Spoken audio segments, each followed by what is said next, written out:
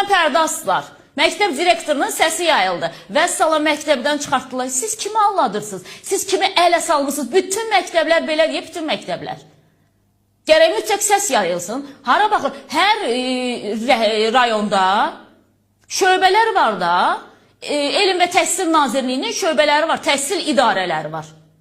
Elə bütün günü kabinetdə oturmaqla məşğulsuz.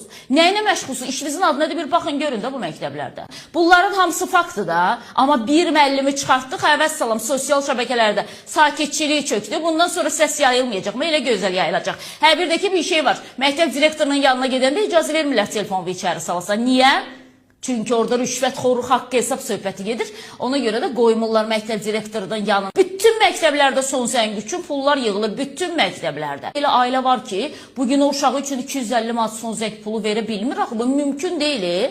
450 manat aylıq evinə gələn bir valideyn 250 manat uşağının son zəngilə necə pul verməli? Elm Təhsil Nazirliyinə buradan ünvanlanıram. Bütün məktəblərin 11-ci siniflərində 250 manat, 300 manat pul yığılır. Nə yaxşı bir məktəb direktorunun səsi yayıldı, dərhal işdən çıxartdınız. Yerdə qalan yüzlərlə məktəbin direktoruna nə vaxt baxacaqsınız? Nə vaxt bir mənalı şəkildə Elm və Təhsil Naziri Emin Əmrullayev yumruğunu vuracaq stola, deyəcək məktəbi bazara çevirməyin. Bu sizə haqq vermir. Tələb eləyəsiniz ki, ay qızım, niyə pul vermirsən? Çünki ay qızımın evindəki ay qızıma pul vermir də, ay müəllimə.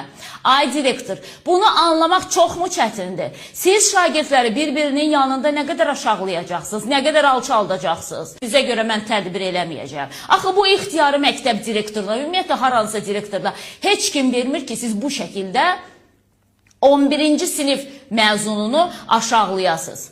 İmkanı yoxdur, vermir. Gücün çatır məktəb. Bizim vaxtımızda niyə pul yığmırdılar ki? Son zəngi məktəb öz daxili imkanları hesabını eləyirlər də.